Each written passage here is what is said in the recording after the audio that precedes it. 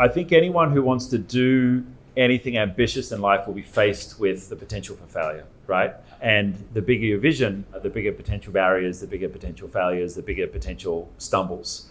There's a beautiful quote that I read just 2 days ago, I think from Theodore Roosevelt, which is, and I'm going to paraphrase it horribly, but it said something along the lines of, blessed or lucky is he who strives for a lot, because those who strive for a lot, who will also fail a lot, avoid the mediocrity of never being ambitious and never achieving anything.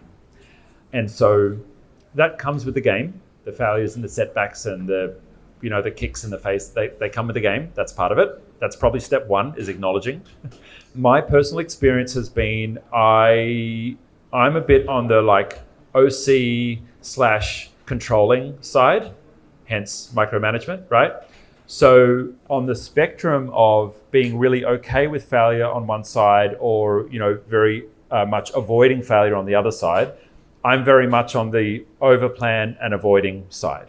So very strategic, very thorough and planning and avoiding failure. But what I miss is sometimes I miss opportunities because I may move too slowly, or I may be too scared to move, or the window of an opportunity may close or may change, or I may make a lot of plans but not much progress towards a goal. Plenty of fuck-ups, plenty of things have gone wrong along the way. But, touch wood, I'm thankful that I've mostly avoided the show-stopping fuck-ups like business closure, bankruptcy. We've been sued a few times, but never really badly. And I put that down to being, I guess quite meticulous in looking to the future and how my idea might work out, and then engineering the future to not have failure along the way. And I think that's important as a core skill of an entrepreneur is I call it seeing the future, but it's looking at, okay, what's 5 years ahead, what's 10 years ahead, and obsessively looking at, okay, where might a market go, where might a product or service go, and aligning yourself to be in the right place as those changes are happening.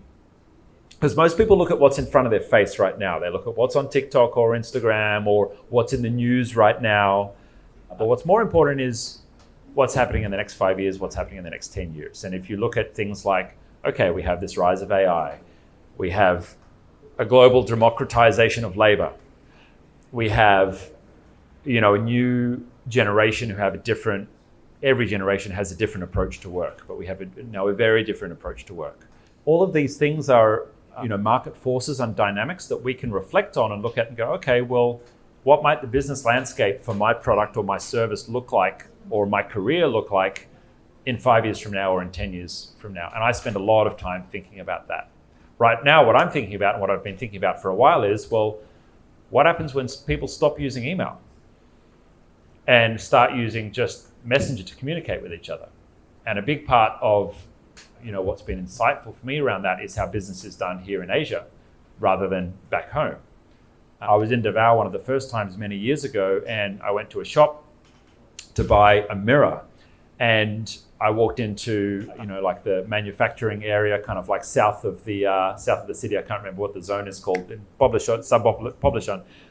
In the back of the shop was the shop owner, and I said, hey, I'd like a mirror, and I'd like it to be this many inches by this many inches. And they said, sure, just send the dimensions to our Facebook page. And I was like, that's weird. There's nothing else in the shop apart from broken glass. There's no computer, there's no phone, there's nothing else. And she said, just send it to our Facebook page. She had a phone, charger, Facebook page. Blew my mind, right? In Australia, I felt backwards because we have to pick up the phone to call a business. And when I went home that month, I thought, I've got to book my car in for a service with my mechanic. I'll message their Facebook page and see how long it takes to respond. They never got back to me. And so when I look at something like that, and even paying with Gcash rather than, we have tap and pay, but Gcash is everywhere here, and you can pay just with a QR code. And I was in China 5 years ago, up in the mountains. There's no mobile reception, in a bamboo hut, eating fresh I don't know what it was, something. Probably wasn't fish if it was up in the mountains, but it was something good. Maybe, I don't know, chicken or something. Anyway, there's nothing apart from this bamboo hut and little side stall, and there's a QR code stuck to the bamboo. And they didn't accept cash. They said, no, just pay it straight with WeChat or WePay or whatever it was.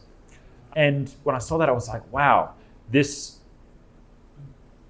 convergence of mobile, yeah, sure, QR was the facilitation, but mobile, online payments, online wallets is all happening, and that's impacting commerce now.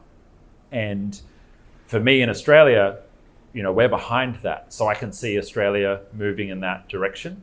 It was a year or so later, we started allowing our customers to chat to us on Facebook. Not everyone took it up. The Australian culture is a little bit slower for small business owners. Most of them are baby boomers or Gen X, so they like writing emails. We've learned that. But the process of looking in another market, getting an insight, deciding that we could implement what might be coming in the future to our market is the important lesson here. And that's an opportunity that everyone has. So the way I approach failure when failure does happen, because it does happen, is just seeing failure as data. Another famous quote by somebody else, I think it was Edison, I didn't fail, I just found 10,000 ways that didn't work. And so it's just data on, okay, that way didn't work, we won't do that again. And that's where I have low tolerance for repeated mistakes. Because if you found a way that didn't work, great, don't keep doing it that way. Do it another way next time. I'm okay if the second way fails as well, that's fine. But don't keep doing things the same way and expecting different results.